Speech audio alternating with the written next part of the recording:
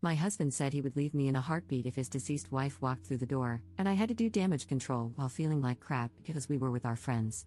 Posted by you/no context 7758.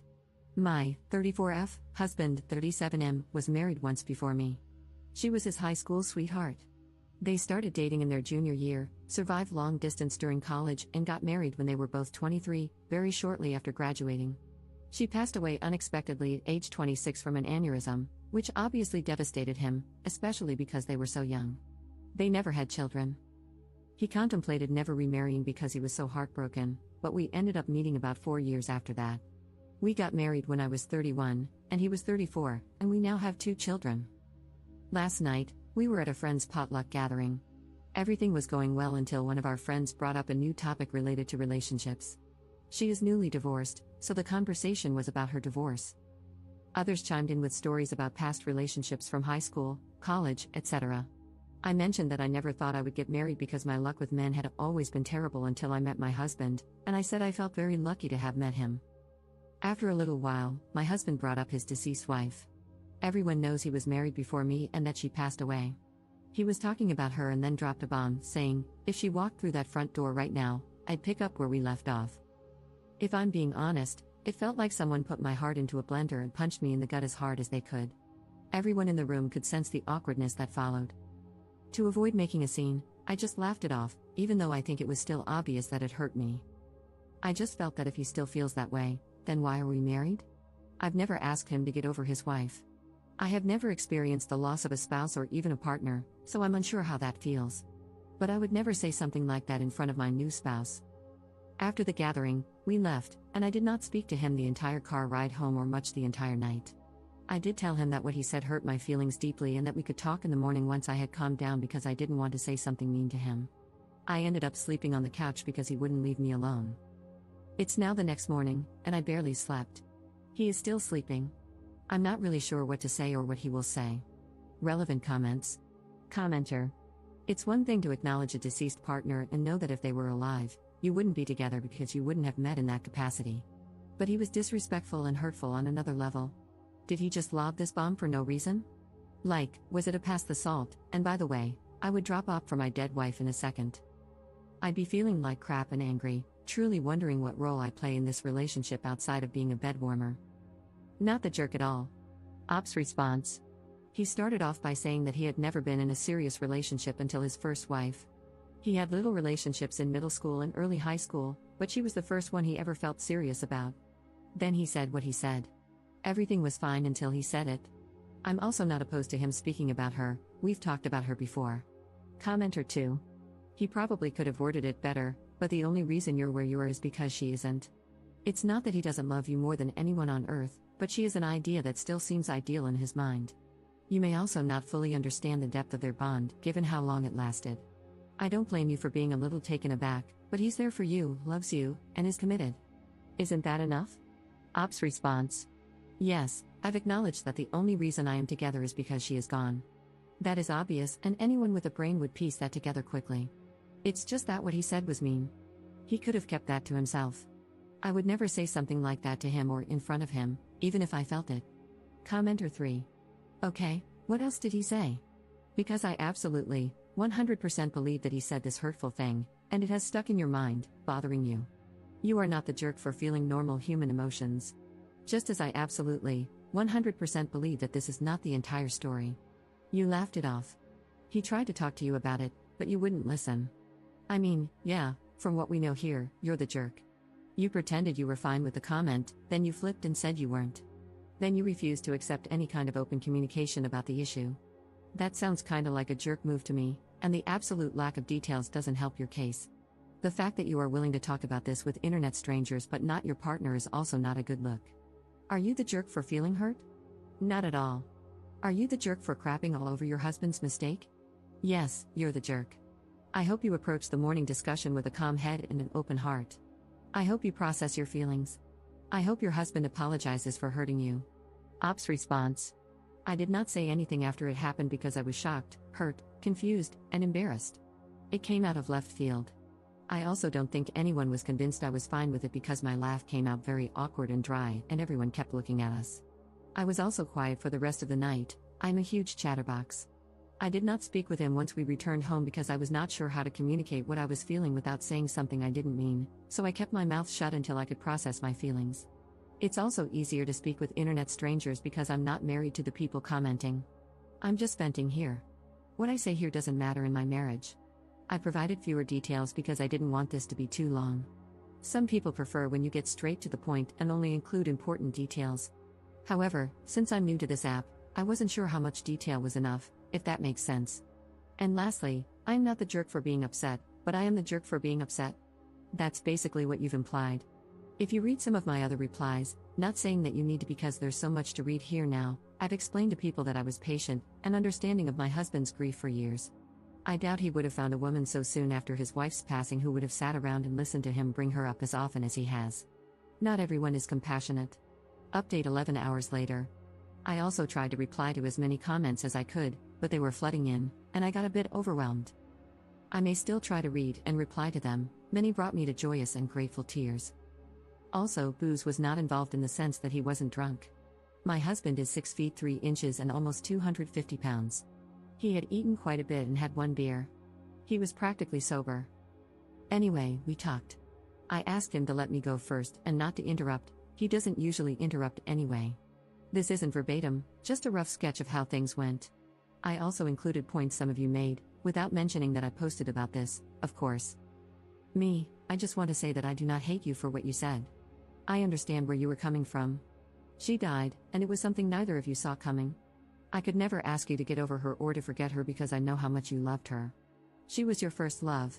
I do understand that if she hadn't passed, we likely would not be together, and you too likely would be. I have always understood this. But to say what you said hurt my feelings and embarrassed me. Even though her coming back from the dead is impossible, if it were, you would leave me and the children? It was probably one of the worst things anyone has ever said to me. It is clear your feelings about her are still raw, and it still hurts. I want you to get counseling, and I want couples counseling very, very soon. He then apologized profusely, teared up, and said how he did not mean to hurt me or embarrass me in front of our friends. He basically said that he thought about it before he went to sleep and realized that he should have kept it to himself. I mean, I can't be angry at him for what he thinks. He loved her, and she died. His feelings are also valid here. He also said that he would never leave me and the children and that what he said was just a poorly thought out and poorly worded statement. He wasn't thinking clearly, and when he said it, he immediately felt that maybe it came out wrong. I asked him how he would feel if I said that to him. He said, "Yeah, it's bad. I know. I shouldn't have said it. I wouldn't be happy. I know you aren't happy. I should have apologized in front of everyone as soon as I said it, or not have said it at all." I then asked him to think of the children and said, "It's like you saying, hey, children's names, if my dead wife walked through the door, I'd pack my bags and never speak to you guys again." And then it really got uncomfortable. After some silence, I had no idea what to say after that. He asked me if I wanted a divorce. I asked him why he thought I would want a divorce, just to see what he would say. He said he didn't know. I didn't answer his question and instead said that we needed to look into counseling, that he needed to get counseling for himself and that we would go to couples counseling. I told him that if the answer was no, I wasn't interested in moving forward. This isn't 100% about the comment anymore. I need to know if he is willing to make the necessary changes and put in the work to fix what he messed up. Because if he were to dismiss my feelings or refuse counseling, it would mean he doesn't think this is that serious and that he may not take me seriously. I also said this to him. Some of the comments also suggested that I take the kids elsewhere. I agreed with this because it would be difficult to get through this while also parenting. I have a very young daughter and a toddler son. They are currently with my parents for the weekend, and I'll be getting them Sunday night, so this gives us time to really work on things. He suggested that he sleep on the couch instead of me. I have nowhere else to go. I haven't told my parents because I really want to keep this between me and him as much as possible. Family and friends tend to jump to judgment too quickly and sometimes offer extreme and harmful advice. It's also embarrassing. Luckily, we both have very good insurance that will help with counseling. I told him that it seems like whatever counseling he got after her death wasn't enough, and that he wasn't consistent with it like he should have been. With trauma like that, I personally would have been in counseling for years before even considering remarriage. He agreed. He was only in it for about a year and then stopped once he moved away from his hometown. He never got back into it. He also agreed to individual and couples counseling. He kept apologizing and telling me he loved me all day. It was also so difficult to be around him because he kept looking at me. I couldn't think. It was like he would try to say something and then just stare without saying anything. With the kids gone, there's nothing to really do except talk, so we talked again right before dinner time. He asked me if I wanted him to cook or buy something. To be honest, I still wasn't hungry, so I just told him he could pick something up for himself and that I wasn't hungry. That prompted the second discussion. I realized he must feel very bad because he noticed I hadn't really eaten much all day. He kept asking me to eat. I wasn't sulking too much or anything, just doing my usual tasks but not speaking or eating as much. Because we're home together all day, he noticed this. He asked me one more time to please eat dinner with him, so I agreed. During dinner, he told me that he had looked for counselors himself and wanted me to see if I thought they were okay, and that he would keep looking. Last stretch, sorry. After all of that, I told him that we can't really predict anything until we've met with therapists. I don't want him to keep saying sorry, I want work and change. And then maybe we can move forward, but this is the first step. I don't want to just leave him. I'm also not saying divorce is off the table. I think he is still hurting from her death, and his judgment is very, very clouded. If he didn't love me, I doubt he would have apologized so many times and looked for counselors on his own. A man who doesn't love me probably would have made me look or rejected going altogether. Many people were suggesting otherwise, but I do not think he doesn't love me. I thought about this myself, cried about it, thought of my children, and cried more. I'm not staying for the kids, I'm staying because I want to at least try to fix things. If it cannot be fixed, then at least I tried. We were also very close. Some people were asking how close we were prior to marriage, maybe as a way to gauge the difference between the relationship and ours?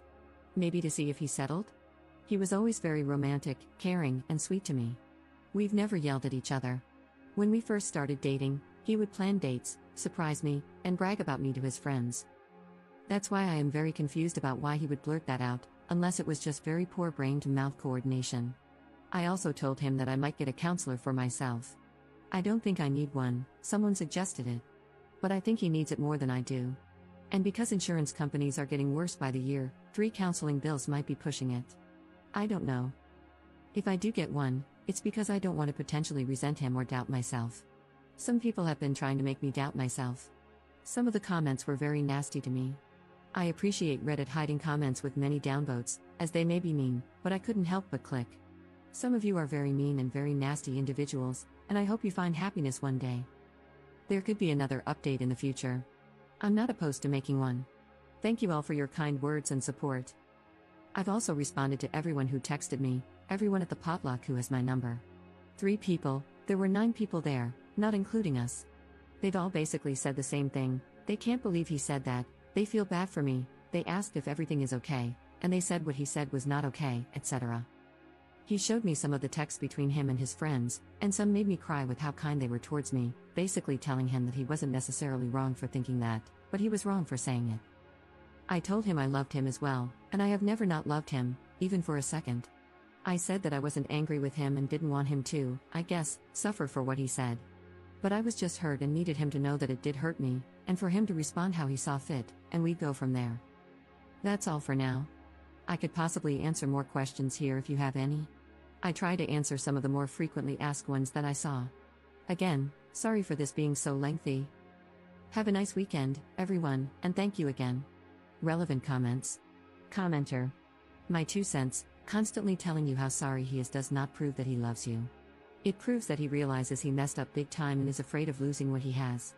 He might consider your marriage a comfortable space and your family life a convenience. I'm not saying this has to be the case, maybe he really loves you, but what I am saying is this, just being sorry is not proof of love, it's proof that he is afraid of losing something. Counseling is the way to go, good luck. Ops response. This is what I've been thinking, actions speak louder than words. Some people are upset that I want him to put in the work for whatever reason. I doubt many of these people are married, divorce is not like breaking up. It's a huge deal. We have built a life together. Him showing me that he loves me would mean going to therapy to help himself, because that would make him better in our marriage. It's clear he hasn't healed enough to be present for me, and that is unfair, his own recent words. Commenter 2. I guess I'm the only one who thinks she is taking this way too far. He apologized and admitted that it was a half-formed thought that didn't come out right. He didn't seem to make excuses, just explained why he said it. Now she is thinking about divorce and making all kinds of demands when the most he did was make an insensitive comment and start looking for counselors. You people need to stop telling her that she handled this perfectly because she didn't. She is pouting at home when she should have just accepted his apology and moved on. Being jealous of the dead wife is dumb. Op's response: no, you're not the only one. But that's okay. No one in their right mind is jealous of someone buried in the ground. If I were jealous of her, I would have asked him to never speak of her with me.